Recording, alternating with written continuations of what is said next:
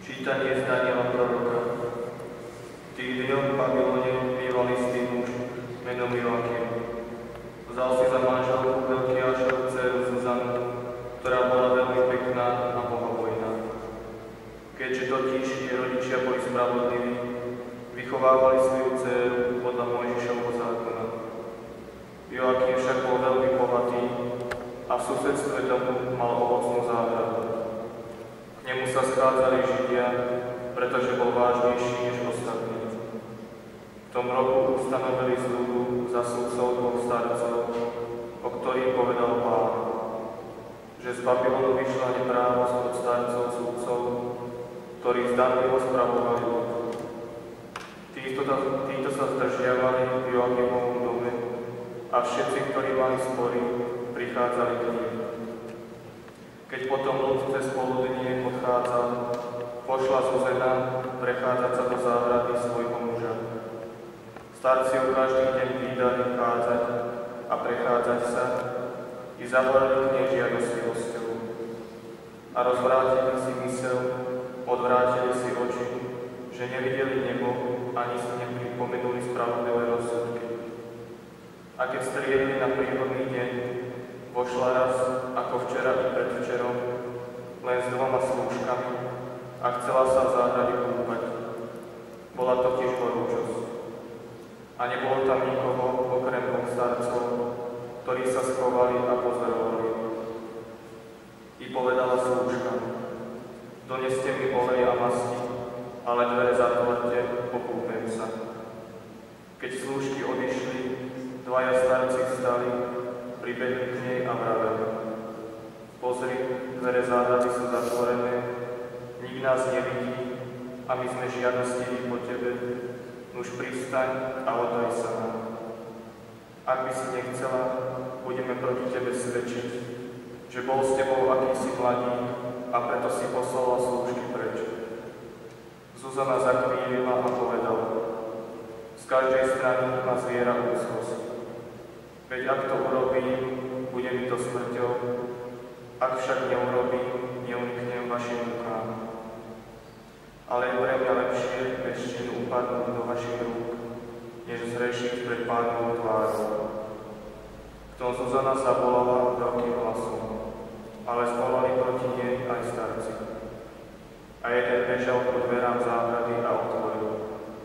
Keď sluhovia domu počuli zo záhrady krik, behali cez zadné dvierka pozrieť, čo sa robí. Keď im starci rozpovedali, slovia sa veľmi hanbili, veď sa o Zuzane nehovorilo nikdy niečo podobného. I svítol druhý deň. Keď ľud prišiel k jej manželovi, prišli aj dvaja starci, plní zločinného úmyslu proti Zuzane, aby ju mohli zabiť. I hovorili pred ľudom: pošlite pod Hilkiášovu dceru Zuzanu, manželku Joakimovu. Hneď aj poslali. Prišla s rodičmi, dietkami a všetkými svojimi príbuznými. Jej príbuzní a všetci, čo ju poznali, plakali. Vtedy uprostred ľudu povstali dvaja starci a položili si ruky na jej hlavu. Ona s plačom pozdvihla oči k nebu, veď jej srdce bolo plné dôvery k Pánovi. Starci však vraveli: keď sme sa sami prechádzali po záhrade, vošla táto s dvoma slúžkami, zatvorila dvere záhrady a poslala slúžky preč. V tom prišiel k nej mladík, ktorý bol skrytý a zhrešil s ňou. No my sme boli v rohu záhrady a keď sme videli zločin, pribehli sme k ním a videli sme ich spolu hrešiť. Jeho sme nemohli chytiť, pretože bol mocnejší od nás, otvoril dvere a vyskočil von. Keď sme túto doladili, spýtovali sme sa jej, kto je ten mladík, ale nechcela prezradiť. Toto dosvedčujeme. Zástupník ako starcom a sudcom ľudu uveril a odsúdili na smrť. Zuzana však zvolala veľkým hlasom a vravela: Bože večný, ktorý poznáš skryté veci, ktorý vieš všetko skôr, než sa stane, ty vieš, že svedčili proti mne falošne. Pozri, umieram, hoci som neurobila nič z toho, čo títo zločine svedčia proti mne. A Pán vyslyšal jej hlas. Keď ju viedli na smrť, vzbudil Pán Svätého Ducha v istom mladom chlapcovi, ktorý sa volal Daniel, i zvolal veľkým hlasom: Ja som čistý od krvi tejto ženy. A všetok ľud sa obrátil k nemu so slovami: Aká je to reč, čo hovoríš? Ten si zastal uprostred nich a povedal: Tak boli ste, synovia Izraela. Bez súdu, bez stopovania pravdy ste odsúdili dcéru Izraela. Obnovte súd, pretože falošne svedčili proti nej. Ľud náhlosti sa vrátil. Na to im Daniel povedal: Oddelte ich ďaleko od seba, ja ich rozsúdim.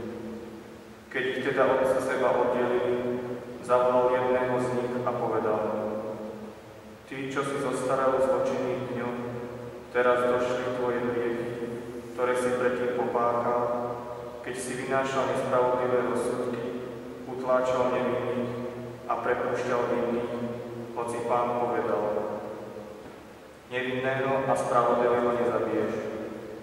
Nuž teraz, ak si ju videl, povedz, pod akým stromom si ich videl zhovárať sa. Ten odpovedal: Pod lendičkom. Na to Daniel povedal: Krásne slúhal proti vlastnej hlave. Hľa, anjel Pánov dostal od neho výrok a rozsekne ťa na dvoje. Keď toho odviedli, rozkázal, aby prišiel druhý i povedal mu: Seme kanajnické a nie ľudské, krása ťa zviedla a žiadostivosť ti rozvrátila srdce. Takto ste robievali dcéram Izraela a oni zo strachu dali sa s vami do reči. Ale dcéra Judova nestrpela vašu neprávosť. Teraz mi teda povedz, pod akým stromom si dochytil zhovárať sa.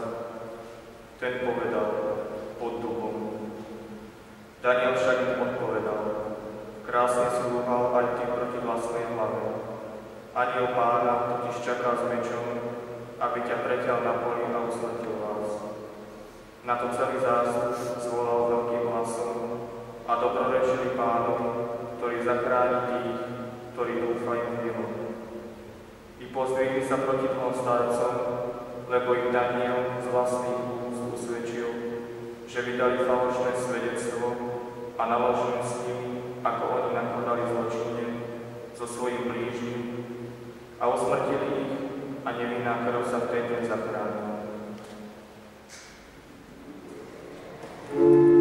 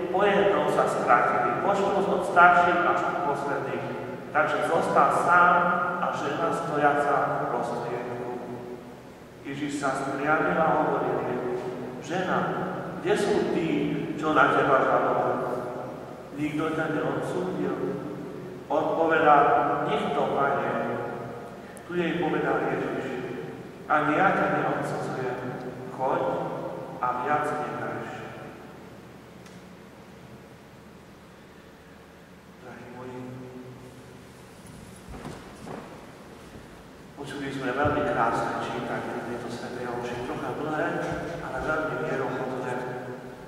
Počuli sme o dvoch ženách. Prvá bola odsúdená nespravodlivo a druhá mala byť spravodlivo odsúdená a bola aj omilostená. Tieto dve ženy predstavujú každého z nás. A práve v tomto období si musíme uvedomiť, že naozaj v nás sa nachádza aj tá známa Zuzana, ktorej meno sa zachovalo, aj tá neznáma hriešnica dnešného evanjelia. Obe tieto ženy sú v nás. Vieme dobre a uvedomujeme si, že čím viac sa budeme blížiť ku Kristovi, budeme mať účasť na jeho utrpeniach. Že na nás doľahnú aj nespravodlivé obvinenia zo strany tých, ktorí si myslia, že oni majú zákon v rukách. Zo strany tých, ktorí majú svoje predstavy o tom, ako treba žiť kresťanský život a iným radia, iným priviedli, ale zabudli svoje srdce formovať. To sú tí dvaja starci dnešného prvého čítania. Ak ste si všimli, tak dve veci predurčovali ich zločinný osud. Jeden to bol pôvod, ktorý bol nežidovský, a druhý bolo ich srdce, ktoré sa skazilo hriechom. Ten pôvod nehrá takú dôležitú rolu v dnešnom evanjeliu, v dnešnom prvom čítaní, nakoľko si sami Židia zvolili zástupcov. To znamená, že museli to byť úctyhodní ľudia, ktorí dôverovali. Ale že ich srdce bolo zlé, že ich srdce bolo náruživé, že si nedávali pozor na vnútorného človeka, tak to zabezpečilo v konečnom dôsledku ich odhalenie.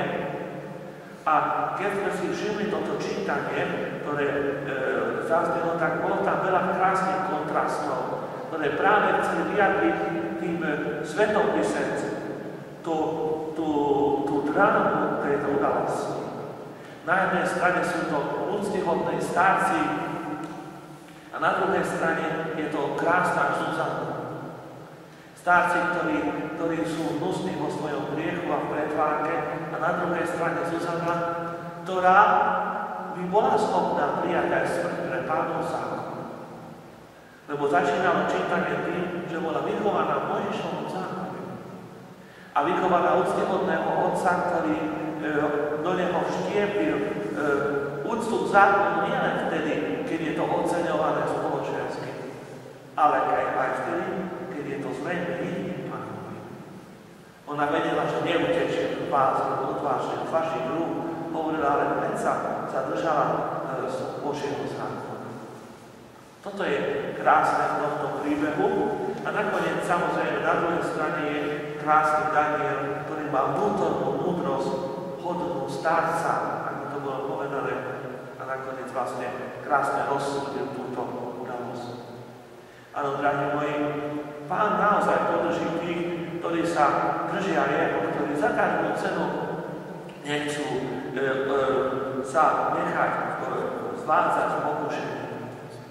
Ale na druhej strane, kto z nás, koho život z nás je len o tomto, kto z nás neokúsil ešte hriech. A preto v druhom čítaní prichádza na nás Kristus. On nás robí spravodlivý, nie zákon. Ten nás obžaloval. Kamene, ktoré pozvedli títo, sú akýmsi alegorickou predstavou. Kameň samotný už pochytený v rukách predstavuje zákon, ktorý bol napísaný na kameň. To znamená, že kameňovanie človeka od Biblii má aj symbolický význam. Vyjadruje tú skutočnosť, že vyslovene je zákonne ten dotyčný odsúdený a preto je kameňovaný, lebo zákon je napísaný na kameň. A práve keď títo ľudia už mali v rukách kamene, zákon ho ich obžaloval túto vinnú osobu, ktorú prichytili vyslovene pri cudzoložstve. Grécky text Boží je veľmi zvláštne slovo na toto prichytenie pri cudzoložstve. Slovenčina ani maďarčina to nevie odraziť, ale vyslovene niečo v takom význame, že bola prichytená skoro až pri akte toho cudzoložstva. No a privádenia je ku Kristovi a Kristus urobí spravodlivý.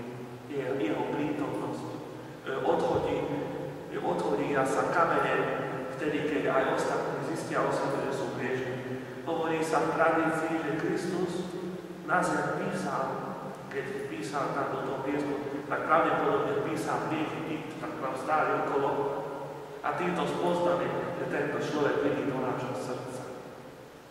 Drahí bratia a sestry, Kristovo milosrdenstvo teda ničí hriech a vieme dobre, že vlastne aj zákon, ktorý človeka obžalúva, mení na milosrdenstvo, mení na odpustenie, ale nie len také niečo, že však je odpustí sa ti a teraz môžeš robiť, čo chceš.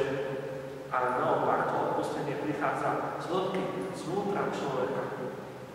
A priznajme si, že mnohokrát človek preto opakuje svoje hriechy, preto nie je schopný dodržať to, čo Kristus hovoril. Chodia viac nehreš, lebo nie sme schopní odpustiť sami sebe. Boh nám mnohokrát odpustí naše hriechy, ale my nie sme schopní odpustiť sami sebe. Preto ich opakujeme. Preto spoveď to nie je len o tom, že ja si urobím nejaké dobré veci, že chcem byť lepší, ale spoveď je o tom, že je to prejav viery človeka. Že ja verím to, že Kristus mi odpustí, urobí ma spravodlivým. Že to, čo ma obžalúva moje svedomie a v samotnom kontexte zákona, cítim, ako sa dvíhajú tie ruky na mňa, chcú ma ukameňovať, to je vlastne vyčitý svedomie. Tak toto všetko sa dokáže očistiť Kristovi. A kto raz zažije toto Božie odpustenie a obrátenie v ruke svojho srdca, tak ten tak ľahko nezreší. Ale je to obrovská Božia milosť, ktorú práve v tomto období nám Boh ponúka. Preto svätí otcovia hovorili o poste ako období akési sviatosti, obnovenia, prístupu k Bohu, kde Boh očistuje celého človeka. Drahí moji bratia a sestry, teda je to premena človeka, a je až pretvorenie jeho vnútra, je to obdobie, v ktorom sa má pretvoriť človek. Máme byť iný než tí, ktorí nastúpili na toto obdobie. A my vieme dobre pretvoriť a niečo je veľmi ťažké. Prichádza to do námahu, prichádza to so slzami, ale nakoniec ten výsledok je krásny a radosný. A práve preto v tomto období cirkev hovorí, že používa dve vody Svätá Matka Cirkev, ktorou nás očistuje. Prvom je voda krstu, tí, čo sa pripravujú na krst katechumenov, a druhá sú slzy pokánia. A obidve očistujú človeka, ak sú s vierou prijaté. Preto, drahí moje bratia a sestry, pájame sebe, aby sme i napriek tomu, že opustujeme tieto dve ženy v našom živote, návodom možno nespravodlivé odsúdenia a vnútorne ten náš dnešný človek, ktorý je náružený a s ktorým musíme bojovať celý život, tak, aby sme dokázali zažiť tú Kristovu odpúšťajúcu lásku, ktorá nás premieňa nových ľudí. Ľudí, ktorí sú lepší, krajší vnútorne, ktorí žijú novým životom. Amen. Otca, Syna i Ducha Svätého. Amen.